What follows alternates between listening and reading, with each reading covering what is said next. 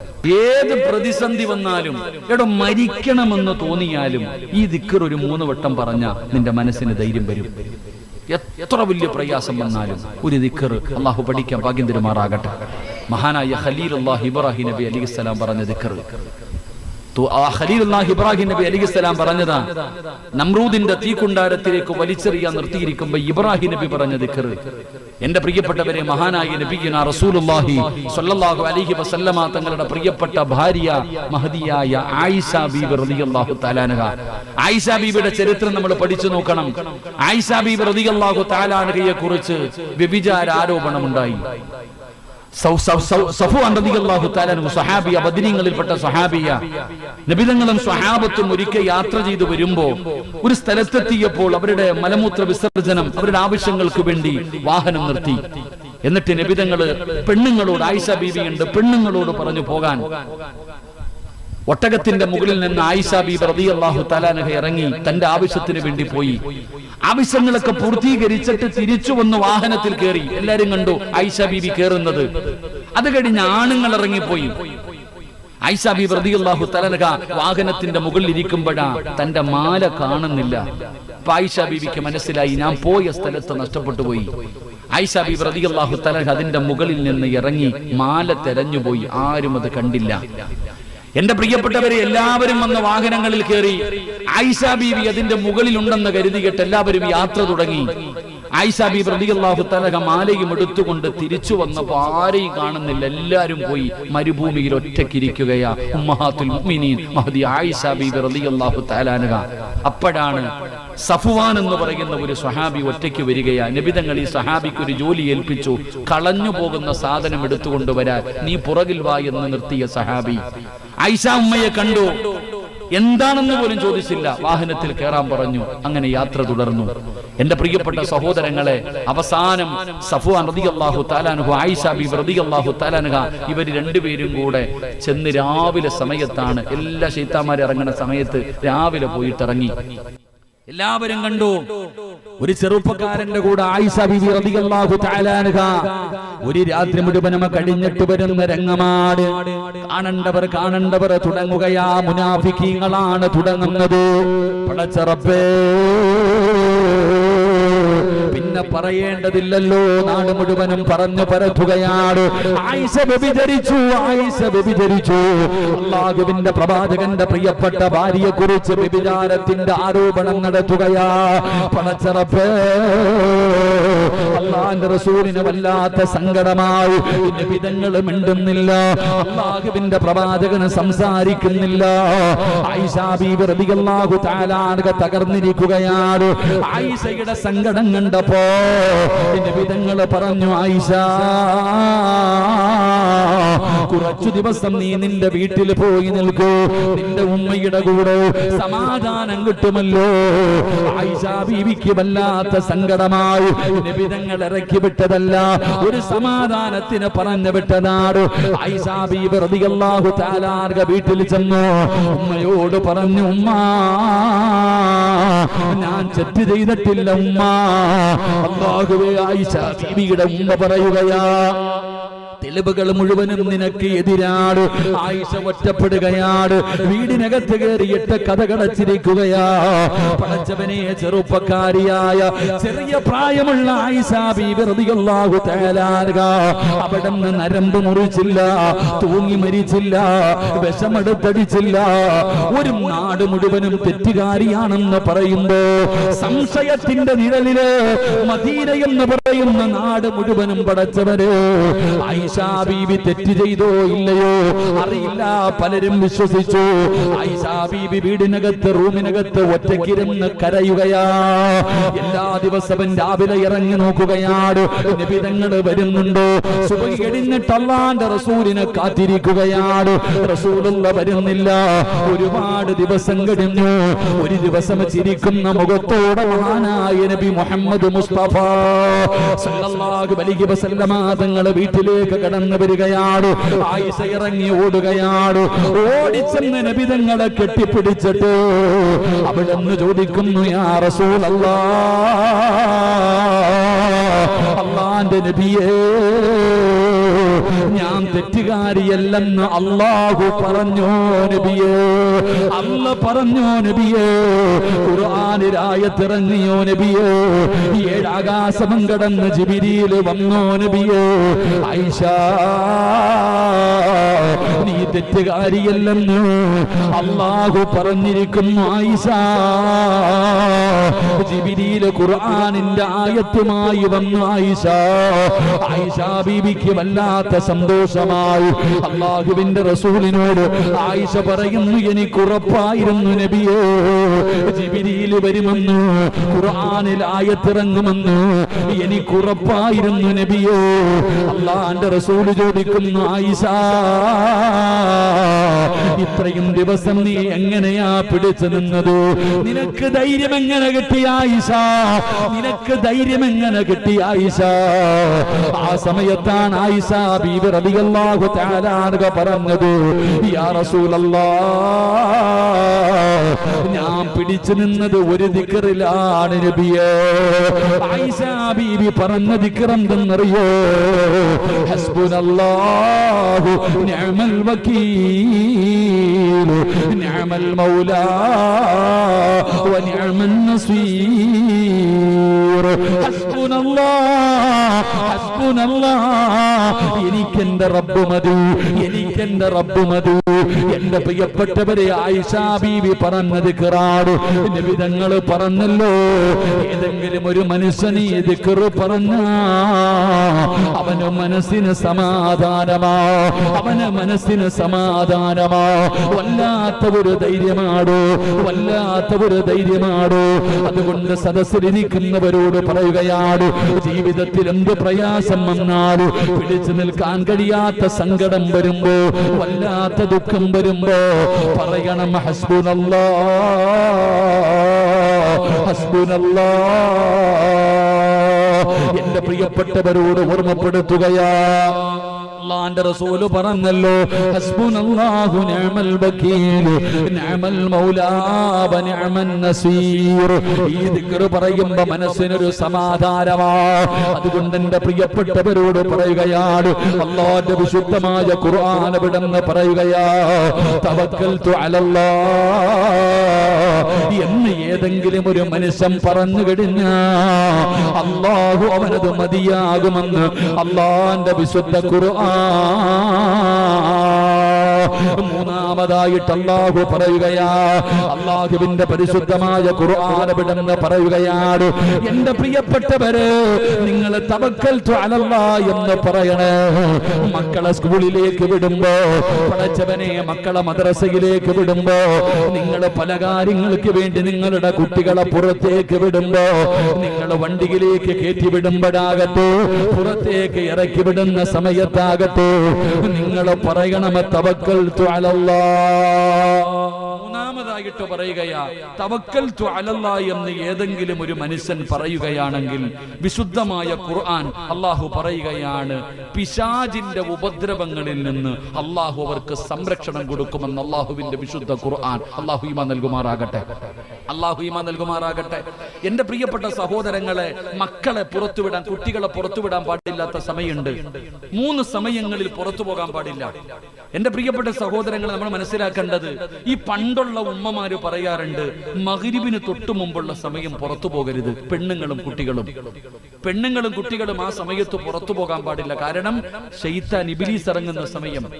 ആ സമയത്ത് പുറത്തുവിടാൻ. ഇവിടെ നമ്മുടെ മക്കളെ എങ്ങോട്ട് വിടുമ്പോഴും, അത് സ്കൂളിലാകട്ടെ, പള്ളിയിലാകട്ടെ, മദ്രസയിലാകട്ടെ, ട്യൂഷനാകട്ടെ, എങ്ങോട്ട് വിടുമ്പോഴും ബിസ്മില്ലാഹി തവക്കൽതു അലല്ലാഹ് ഒന്ന് പറഞ്ഞു വിട്ടാൽ ശൈത്താനിന്റെ ശർറുകളിൽ നിന്ന് അല്ലാഹു അവർക്ക് സംരക്ഷണം കൊടുക്കുമെന്ന് അല്ലാഹുവിന്റെ വിശുദ്ധ ഖുർആൻ. അല്ലാഹു ഈമാൻ നൽകുമാറാകട്ടെ, അല്ലാഹു ഈമാൻ നൽകുമാറാകട്ടെ. പണ്ടത്തെ ഉമ്മമാർക്ക് വിവരമില്ലെന്ന് ആരാ പറഞ്ഞത്? അവർക്കൊക്കെ നല്ല ബുദ്ധിയാടോ? അവര് വെറുതെ പറയുന്നതല്ല. എന്റെ പ്രിയപ്പെട്ട സഹോദരങ്ങളെ, 3 സമയങ്ങളിൽ എപ്പോഴും സൂക്ഷിക്കണം. നട്ടുച്ച സമയം, ഉച്ച സമയം, സൂര്യൻ മധ്യ ളുഹറിന്റെ തൊട്ട് മുമ്പുള്ള സമയം, അതുപോലെ തന്നെ മഗ്രിബിന് ബാങ്ക് വിളിക്കുന്നതിന് മുമ്പുള്ള സമയം, അർദ്ധരാത്രിയിൽ. ഈ 3 സമയങ്ങൾ നമ്മൾ വല്ലാതെ ശ്രദ്ധിക്കേണ്ട സമയമാണ്. എല്ലാവർക്കും തമാശയും കളിയൊക്കെയാ. അവിടെ ഇവിടെയൊക്കെ കയറി ഇറങ്ങി വിടും. അവസാനം പിന്നെ കിടന്ന് മക്കള് സങ്കടപ്പെടുന്നത് കാണുമ്പോ, അല്ലാഹുവേ, ഏർവാടിയിലൊക്കെ പോകുമ്പോ കാണാം, എർവാടിയിലും ഓരോ ദർഗകളിലേക്ക് നമ്മൾ പോകുന്ന സമയത്ത് കാണാം. അള്ളാഹു നമ്മളെയൊക്കെ കാത്തുരക്ഷിക്കുമാറാകട്ടെ. ഓരോ സ്ഥലങ്ങളിലൂടെ നടന്നിട്ട് പടച്ചവനെ എന്തൊക്കെയാ കുട്ടികൾ കാണിക്കുന്നത്, ഒരു ശ്രദ്ധയില്ല.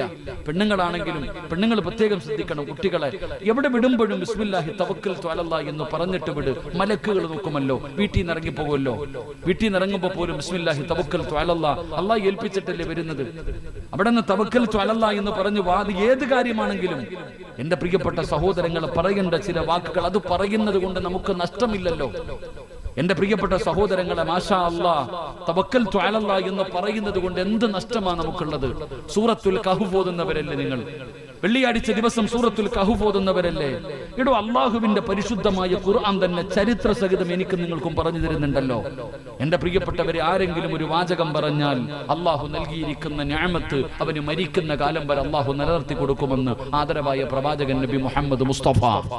ഒരു വാക്ക് പറയുകയാണെങ്കിൽ, ഒരു വാചകം പറയുകയാണെങ്കിൽ അള്ളാഹു നൽകിയിരിക്കുന്ന നിഅമത്ത്, നിന്റെ വീട്, നിന്റെ കാറ്, നിന്റെ ആരോഗ്യം, നിന്റെ സമ്പത്ത്, സർവ്വതും നിനക്ക് അള്ളാഹു നൽകിയിരിക്കുന്ന നിഅമത്തുകൾ മുഴുവനും മരിക്കുവോളം അള്ളാഹു നിലനിർത്തി തരും. അള്ളാഹു നിലനിർത്തി തരുമാറാകട്ടെ. അള്ളാഹു നിലനിർത്തി തരുമാറാകട്ടെ. എന്റെ പ്രിയപ്പെട്ടവർ, ഇതൊന്നും വെറുതെ പറയുന്നതല്ല. ഞാൻ അള്ളാഹുവിന്റെ വിശുദ്ധമായ ഖുർആൻ ചരിത്രങ്ങൾ ഉൾപ്പെടെയാണ് നിങ്ങൾക്ക് പറഞ്ഞു തരുന്നത്. അതുകൊണ്ട് എന്റെ പ്രിയപ്പെട്ടവരെ, തവക്കൽതു അലല്ലാഹ് എന്ന് പറയുമ്പോൾ ഒരു വാഹനത്തിൽ കയറുമ്പോഴാണെങ്കിലും അത് പറയണം. കാരണം ആക്സിഡന്റുകൾ പറ്റി മരിച്ചു പോകുന്ന അപകടങ്ങളും അല്ലാതെ എത്ര പേരാ എന്റെ പ്രിയപ്പെട്ടവരെ തവക്കൽതു അലല്ലാഹ് എന്ന് പറയണം. പൈശാചികമായിട്ടുള്ള ഉപദ്രവങ്ങൾ, ഇബ്ലീസ് ഷർറുകൾ, ശൈത്താനിന്റെ ഷർറിൽ നിന്ന് അള്ളാഹു നിങ്ങൾക്ക് സംരക്ഷണം തരുമെന്ന് അള്ളാഹുവിന്റെ വിശുദ്ധ ഖുർആൻ അള്ളാഹു നമുക്ക് ഈമാൻ നൽകി അനുഗ്രഹിക്കുമാറാകട്ടെ. ഞാൻ വിശദീകരിക്കുന്നില്ല. 4, എന്റെ പ്രിയപ്പെട്ടവരെ, അള്ളാഹുവിന്റെ പരിശുദ്ധമായ ഖുർആൻ പറയുകയാ തവക്കൽതു അലല്ലാഹ് എന്ന് പറഞ്ഞാൽ, തവക്കൽതു അലല്ലാഹ് എന്ന് പറഞ്ഞാൽ അള്ളാഹു കൊടുക്കുന്ന 4ാമത്തെ പ്രതിഫലം എന്തെന്നറിയോ? അവന്റെ ഉപജീവനം അല്ലാഹു അവന് കഴിക്കാനുള്ള ഭക്ഷണം അല്ലാഹു കൊടുക്കുമെന്ന് നബിയുനാ റസൂലുള്ളാഹി സ്വല്ലല്ലാഹു അലൈഹി വസല്ലമ തങ്ങൾ പറയുകയാ. കഴിക്കാനുള്ള ഭക്ഷണം അല്ലാഹു തരുമടോ, നിനക്ക് വയറ് നിറച്ച് കഴിക്കാനുള്ള ഭക്ഷണം അല്ലാഹു തരികയാ. മഹാനായ നബിയുനാ റസൂലുള്ളാഹി സ്വല്ലല്ലാഹു അലൈഹി വസല്ലമ തങ്ങൾ പറയുകയാണ്, ഉമർ ഇബ്നുൽ ഖത്താബ് റളിയല്ലാഹു തആല അൻഹു ഖാല റസൂലുള്ളാഹി സ്വല്ലല്ലാഹു عليه وسلم لو أنكم كنتم تتوكلون على الله حق توكله لرزقتم كما ترزق الطير تغدو خماسا وترهو بطانا. അല്ലാഹുവിന്റെ പ്രവാചകൻ സല്ലല്ലാഹു അലൈഹി വസല്ലമ തങ്ങൾ പറയുകയാണ്, നിങ്ങൾ പറവകളെ കാണുന്നവരാണല്ലോ, പക്ഷികളെ കാണുന്നവരാണല്ലോ. കടലിന്റെ തിരമാലകൾ അടിച്ചു വരുന്ന കടലിന് എതിരായി പറവകളെ പറന്നു പോവുകയാണ്. അവർക്ക് ഭക്ഷണം കൊടുക്കുന്നവൻ അല്ലാഹുവാണല്ലോ, അവർക്ക് ഭക്ഷണം കൊടുക്കുന്നവന് പടച്ചറപ്പാണല്ലോ. അതുകൊണ്ട് ആരെങ്കിലും തവക്കൽതു അലല്ലാഹ് എന്ന് പറഞ്ഞു കഴിഞ്ഞാൽ അല്ലാഹു അവന് ഉപജീവനത്തിൽ അല്ലാഹു ബർക്കത്ത് ചെയ്യും. അവന് കഴിക്കാനുള്ള ഭക്ഷണം അല്ലാഹു കൊടുക്കുമെന്ന് ആദരവായ പ്രവാചകൻ നബി മുഹമ്മദ് മുസ്തഫ സല്ലല്ലാഹു അലൈഹി വസല്ലമ തങ്ങൾ പറയുകയാ, നമുക്ക് കഴിക്കാനുള്ള ഭക്ഷണം അല്ലാഹു തരും. അല്ലാഹു നമുക്ക് ഈമാൻ നൽകുമാറാകട്ടെ. ഞാൻ പറയുന്നത് എന്നെ സംബന്ധിച്ചിടത്തോളം എനിക്കും എന്റെ ഭാര്യക്കും മക്കൾക്കും മരിക്കുന്ന കാലം വരെ ഭക്ഷണം തരാന്ന് അല്ലാഹു ഏറ്റിട്ടുണ്ട്. അല്ലാഹു ഭാഗ്യം തരുമാറാകട്ടെ. നിങ്ങൾ എന്തിനാ ബേജാറാവണേ? നിങ്ങൾ ടെൻഷൻ മക്കളെ കുറിച്ച്. ഇപ്പൊ സ്കൂളിൽ വിടുന്നുണ്ട്, സ്കൂളിൽ മക്കളെ പഠിക്കാൻ പറ്റിയിട്ടുണ്ട്. അല്ലാഹു ഈമാൻ നൽകുമാറാകട്ടെ. എന്തിനാ പഠിപ്പിക്കുന്നേ? മക്കളോട് ഉമ്മ ഉപദേശിച്ചു കൊടുക്കാൻ, നല്ലതുപോലെ പഠിക്കണം, ഫുള്ള് A+ വേണം. ഓ, എന്തൊരാർത്തിയാ നോക്കിയേ. അല്ലാഹു കാക്കുമാറാകട്ടെ. ആമീൻ പറ. ആരെ പടച്ചവനെ, മക്കളെ ഒരു SLC പരീക്ഷയുടെ സമയത്ത് ഒരു കുട്ടി എൻ്റെ അടുത്ത് വന്നിട്ട് പറയാ, എന്റെ ഉസ്താദ് എന്റെ ഉമ്മാനെ ഒന്ന് ഉപദേശിക്കുക. സമാധാനം തരുന്നില്ല. നിങ്ങൾ ചിന്തിക്കേണ്ടത്, ഞാൻ ചോദിക്കട്ടെ പെങ്ങളെ, എന്തൊരു ആർത്തിയാ പെങ്ങളെ? നീ 120 മാർക്ക് വാങ്ങിയ സക്കറാത്തിന്റെ വരി വലിച്ചിട്ടല്ലേ? സത്യം പറ, നീ എങ്ങനെയെങ്കിലും ഒന്ന് കരകയറാൻ പെട്ട പാട്. അല്ല, 6ാം ക്ലാസ്സും ഗുസ്തി എടുത്ത വാപ്പയ 10A+. ഈ അടുത്തൊരു പെൺകുട്ടി ഒരു വിഷയത്തിന് തോറ്റുപോയി. SLC പരീക്ഷ കഴിഞ്ഞു, ഒരു വിഷയത്തിന് തോറ്റുപോയി. ഉമ്മ തല്ലി കൊല്ലുമെന്ന് പറഞ്ഞു. ആസെറ്റ് എടുത്ത് കുടിച്ചിട്ട് ആത്മഹത്യ ചെയ്തടോ. തീർന്നില്ലേ? A+ കിട്ടിയോ? നമ്മൾ പീഡിപ്പിച്ച് നമ്മുടെ മക്കളെ കൊല്ലുക. ആർത്തി. എടോ, അവർക്കുള്ള ബുദ്ധി കൊണ്ടല്ലേ പഠിക്കാൻ പറ്റും. ഞാൻ മക്കളോട് പറ, മോനെ ഉമ്മയുടെ ആഗ്രഹം മൊത്ത വിഷയത്തിന് ജയിക്കണമെന്ന്, ഒന്ന് പരിശ്രമിക്കുക. ഇത് പറയുന്ന പോലെയല്ല, പീഡനം പാടില്ല. പീഡിപ്പിച്ച് മക്കള് പരീക്ഷയ്ക്ക് തോക്കുന്നത് പഠിക്കാഞ്ഞിട്ടല്ല, പേടിച്ചിട്ട്. ഉമ്മ എന്ന് പറഞ്ഞ ഒരു ഭീകര ജീവിയായിട്ടാണ് ഉമ്മാനെ കാണുന്നത്. അള്ളാഹു കാക്കുമാറാകട്ടെ. ആമീൻ പറ. അള്ളാഹു ഈമാൻ നൽകുമാറാകട്ടെ. ഒരിക്കലും നമ്മളങ്ങനെ മക്കളെ സ്നേഹം പഠിപ്പിക്കുക, സ്നേഹത്തോടെ. പിന്നെ നിങ്ങൾ മുത്തല്ലിങ്ങൾ ചിരിക്കൊന്നും വേണ്ട, നിങ്ങൾക്ക് തല്ല് തന്നാലേ നിങ്ങൾ പഠിക്കത്തുള്ളൂ. ഉള്ള കാര്യം പറയാം. മാരെ തല്ലാൻ പറ്റുമോ? തല്ലി ആകത്ത അല്ലേ? മുത്തല്ലിങ്ങളെ തല്ലും, നിങ്ങൾ അടി കൊണ്ടാലേ ഖുർആൻ പഠിക്കത്തുള്ളൂ. അള്ളാഹു ഈമാൻ തരുമാറാകട്ടെ. ആണടാ ചങ്ങാതി, ഞാൻ ചുമ്മാതെ പറഞ്ഞല്ല, തെളിവ് വേണം. ലൈവായി പോയി. നീ ഉസ്താദ് അടിക്കാൻ പറഞ്ഞെന്ന് പറഞ്ഞിട്ട് ഞാൻ 8 കൊല്ലം മുമ്പ് ഒരു പ്രസംഗം പ്രസംഗിച്ചു. സ്ത്രീകളെ തല്ലാൻ പറ്റുന്ന 5 സമയങ്ങൾ. 8 കൊല്ലം മുമ്പ് പ്രസംഗിച്ചതാ. ഒരു പെറ്റി കേസ് പോലും ഇല്ലാത്ത എനിക്കിപ്പം 30 കേസുണ്ട്. അള്ളാഹു ബർക്കത്ത് മാറട്ടെ. എത്ര കേസ്? സത്യം വല്ലാഹി 30. വനിതാ കമ്മീഷൻ എന്നെ ഇങ്ങനെ കയറ്റിക്കിറക്കേണ്ടിരിക്കപ്പം 30 കേസ്. ഏറ്റവും സമാധാനം എന്തെന്നറിയോ? ഈ അമുസ്ലിമീങ്ങളൊക്കെ നല്ലവരാ, അവരാരും നിങ്ങൾ കുറ്റം പറയരുത്, അവരൊക്കെ നല്ല ആൾക്കാരാണോ? ഈ 30 കേസും കൊടുത്തത് അവരല്ല, നമ്മുടെ സമുദായം തന്നെയാണ്. ആലോചിക്കേണ്ടത്. അള്ളാഹു നമുക്ക് ഈമാൻ തരുമാറാകട്ടെ. ഒന്നും പറഞ്ഞേക്കരുത്, ഇവരെ എന്തെങ്കിലും പറഞ്ഞ അകത്ത് കിടക്കേണ്ടവരും, അതാ പേടി. എടോ, പരിശുദ്ധമായ ഖുർആനിന്റെ 1-ാമത്തെ ആയത്ത് ഇഖ്റഅ ബിസ്മി റബ്ബിക്കല്ലദീ ഖലഖ്. നബിതങ്ങളുടെ മുമ്പിൽ ജിബ്രീൽ അലൈഹിസ്സലാം വന്നിട്ട് ഓതാൻ പറഞ്ഞു. നബിതങ്ങൾ എന്ത് മറുപടിയാ പറഞ്ഞേ? പറയുടെ ചങ്ങായിമാരെന്താ പറഞ്ഞേ? എനിക്ക് ഓതാൻ അറിയത്തില്ല. ഇല്ലേ? എനിക്ക് ഓതാൻ അറിയില്ല എന്ന് പറഞ്ഞപ്പോ ജിബ്രീൽ എന്ന് പറയുന്ന മലക്ക് കെട്ടിപ്പിടിച്ച് മുത്തമാണോ കൊടുത്തേ? ആണോടാ? മുത്തം കൊടുത്തോ? ഇല്ല. എന്ത് ചെയ്തു? നബിതങ്ങളെ തന്റെ ശരീരത്തിലേക്ക് ചേർത്തു പിടിച്ചിട്ട് ഒന്ന് മുറുക്കൊന്ന് പിടിപ്പിച്ചൊന്ന് വേദനിപ്പിച്ചു. അതുകൊണ്ടല്ലേ സമ്മിലൂനി യാ ഖദീജ, എനിക്ക് പേടിച്ച് വീട്ടിൽ ചെന്നിട്ട് ശരീരം വേദനിക്കുന്നു, പുതപ്പിച്ചതാ. അപ്പൊ നബിതങ്ങളുടെ ശരീരം ഒന്ന് വേദനിപ്പിച്ചിട്ട് പറഞ്ഞു ഇനി ഓതാൻ. ഓതിയോ? നബിതങ്ങളെ ശരീരം ഒന്ന് വേദനിപ്പിച്ചിട്ട് ഓതാൻ പറഞ്ഞപ്പോ നബിതങ്ങൾ ഓതി ഇഖ്റഅ ബിസ്മി റബ്ബിക്കല്ലദീ ഖലഖ്. അപ്പൊ ശരീരം വേദനിച്ച ഓതൂല്ലേ? അപ്പൊ ഉസ്താദ് ഇടയ്ക്കൊന്ന് തരുന്നത് കുറ്റമില്ലല്ലോ അല്ലേ? അടി കൊണ്ടാലേ പഠിക്കത്തുള്ളൂ, ഇല്ലെങ്കിൽ ശൈത്താൻ കയറും. അള്ളാഹു കാക്കുമാറാകട്ടെ. ഇവിടെ പിന്നെ അടിയൊന്നും വേണ്ടെന്ന് തോന്നുന്നു, നല്ല പഠിക്കണ മക്കളല്ലേ അല്ലേ? അള്ളാഹു നല്ല ബുദ്ധിയും നല്ല ഓർമ്മശക്തിയും അള്ളാഹു നൽകി അനുഗ്രഹിക്കുമാറാകട്ടെ. എന്റെ പ്രിയപ്പെട്ട സഹോദരിമാരെ, എന്തിനാ ഇങ്ങനെ പീഡിപ്പിക്കണേ? മക്കളെ അങ്ങനല്ല, മക്കളെ നല്ല കഴിവുള്ളവരാ. അവരെ നമ്മൾ സ്നേഹത്തോടു കൂടി കാര്യങ്ങൾ പറഞ്ഞ് മനസ്സിലാക്കി കൊടുക്കണം, നല്ലപോലെ പഠിപ്പിക്കണം. അള്ളാഹു നമ്മുടെ മക്കളെയൊക്കെ നല്ല മക്കളാക്കി തരുമാറാകട്ടെ. ഞാൻ പറഞ്ഞു വന്നത്, നിന്റെ മക്കളെ നീ പഠിപ്പിക്കുന്ന എന്തിനാ? മൊത്തം നല്ല മാർക്ക് വാങ്ങണം, നല്ലതുപോലെ ജയിക്കണം, നല്ല ജോലി ഉണ്ടാകണം, നല്ല പൈസ ഉണ്ടാകണം, എങ്കിലേ നല്ല കുടുംബത്തിൽ നിന്ന് പെണ്ണ് കിട്ടൂ. മക്കളോട് ഉമ്മ പറഞ്ഞു കൊടുക്കുക, 5-ാം ക്ലാസ്സിൽ പഠിക്കുന്നവനോട് പറയുക, പണം ഉണ്ടെങ്കിലേ ദുനിയാവിൽ ജീവിക്കാൻ പറ്റൂ. പണമുണ്ടെങ്കിലേ ദുനിയാവിൽ ജീവിക്കാൻ പറ്റൂ. ഇന്നത്തെ പെൺകുട്ടികൾ നോക്കിക്കേ, കല്യാണത്തിന് സമ്മതിക്കുന്നില്ല. പണ്ട് കല്യാണത്തിന് സമ്മതിക്കാതെ വന്നാ പറയും പ്രണയമാണ്. ഇപ്പൊ പ്രണയമൊന്നുമില്ല, എല്ലാം കള്ളമാണല്ലോ, തേച്ചിട്ട് പോകല. അള്ളാഹു കാക്കുമാറാകട്ടെ. എന്ത് പ്രണയം? ഇന്ന് അതിനൊന്നും വിലയില്ലാതെ പോയി. എന്റെ പ്രിയപ്പെട്ട സഹോദരങ്ങളെ, പണ്ട് ആണുങ്ങൾ പെണ്ണുങ്ങളെ തേക്കുന്നു, ഇപ്പൊ പെണ്ണുങ്ങൾ ആണുങ്ങളെ തേക്കുന്നു. എല്ലാം തേപ്പ. പോട്ടെ എന്ന് ഞാൻ പറയുന്നില്ല. ഈ കുട്ടിയോട് ചോദിക്കുന്ന, എന്തേ മോളെ കല്യാണത്തിന് സമ്മതിക്കാത്തത്? ഉസ്താദെ, ഞാൻ ജോലിയായിട്ടേ പെണ്ണ് കെട്ടത്തുള്ളൂ. പെണ്ണ് പറയുന്ന മറുപടി എന്താ? ഞാൻ ജോലിയായിട്ടേ പെണ്ണ് കെട്ടത്തുള്ളൂ. ഇവള് പറയുന്നത്, ഇവളാ കെട്ടുന്നത്. ഞാൻ ജോലിയായിട്ടേ കല്യാണം കഴിക്കുന്നുള്ളൂ. അതെന്താ? അല്ല, എന്റെ ഭർത്താവിന്റെ പൈസ കൊണ്ട് എന്തായാലും ജീവിക്കാൻ പറ്റൂല, ഞാനും കൂടെ സമ്പാദിച്ചാലേ ജീവിക്കാൻ പറ്റൂ. എങ്ങനെ? ഇവിടെ നേരത്തെ പറയാ, എന്നെ കെട്ടുന്ന ഭർത്താവ് അവൻ ചെയ്യുന്ന ജോലി കിട്ടുന്ന ശമ്പളം കൊണ്ട് കുടുംബത്തെ പോറ്റാൻ പറ്റൂല, ഞാനും കൂടെ സമ്പാദിക്കണം. ഒരു മുഴം മുമ്പേ എറിയ. കാരണം നിന്റെ ഉമ്മ IPS കാരി, ഉമ്മ കളക്ടർ, വാപ്പ കളക്ടറും ആയിരുന്നു. എന്നിട്ടാ നിങ്ങളെ വളർത്തിയത്. ഇന്നത്തെ തലമുറ അങ്ങനെ. എങ്കിൽ എന്റെ പ്രിയപ്പെട്ട സഹോദരങ്ങളെ, അള്ളാഹു പറയുകയാ, നിങ്ങൾ ആരെങ്കിലും ഞാൻ പറയുന്ന ഒരു കാര്യം ചെയ്താൽ മരിക്കുന്ന കാലം വരെ നിനക്കും നിന്റെ ഭാര്യക്കും മക്കൾക്കും തിന്നാനുള്ള ഭക്ഷണം ഞാൻ തരാം. അള്ളാഹു ഈമാൻ നൽകുമാറാകട്ടെ. അള്ളാഹ് എന്താ പറഞ്ഞേ? മരിക്കുന്ന കാലം വരെ ഒരുത്തന്റെ മുമ്പിലും കൈനീട്ടാതെ നിനക്ക് ജീവിക്കണോ? മരിക്കുന്ന കാലം വരെ കഴിക്കാനുള്ള ഭക്ഷണം ഞാൻ തരും, നിനക്കും നിന്റെ ഭാര്യക്കും മക്കൾക്കും. പക്ഷെ എന്ത് ചെയ്യണം? ഞാൻ പറയുന്ന ഒരേ ഒരു കാര്യം ചെയ്യണം. അള്ളാഹു ഭാഗ്യം തരുമാറാകട്ടെ. ചെയ്യുവോ? വേണമെങ്കിൽ ചെയ്താൽ മതി, എനിക്ക് എന്റെ കാര്യം നോക്കിയാ പോരെ. 5 പൈസയുടെ കഷ്ടപ്പാടുണ്ടോ? പൈസ കൊടുക്കണോ? ഒന്നും വേണ്ട. അല്ല പറയുന്നു, ഞാൻ പറയുന്ന ഒരു കാര്യം നീ ചെയ്താൽ മരിക്കുന്ന കാലം വരെ നിനക്കും നിന്റെ കുടുംബത്തിനും തിന്നാനുള്ള ഭക്ഷണം ആര് തരും? ഞാൻ തരും, അള്ളാഹു തരും. അള്ളാഹു ഈമാൻ നൽകുമാറാകട്ടെ. ചെയ്യുവോ? ചെയ്യോ? ഞാനല്ല പറഞ്ഞത്, അള്ളയാ പറഞ്ഞ. ചെയ്യോ? എന്താണെന്ന് അല്ലാഹു പറയുകയാണ് ചെയ്യേണ്ട കാര്യം എന്തെന്നറിയോ? സൂറത്തു ത്വാഹയുടെ 132-ാമത്തെ ആയത്താണെന്ന് തോന്നുന്നു. 130 ഏതാ ആയത്ത്? ഹാഫിൽ എന്തേപ്പാ? ഹാഫിൽ ഉണ്ടായിരുന്നല്ലോ. സൂറത്ത് താഹയുടെ 132. എന്റെ പള്ളിയില് ഹിഫ്ദുൽ ഖുർആന്റെ ഒരു മത്സരം ഉണ്ടായിരുന്നു. 1,00,000 രൂപയായിരുന്നു സമ്മാനം.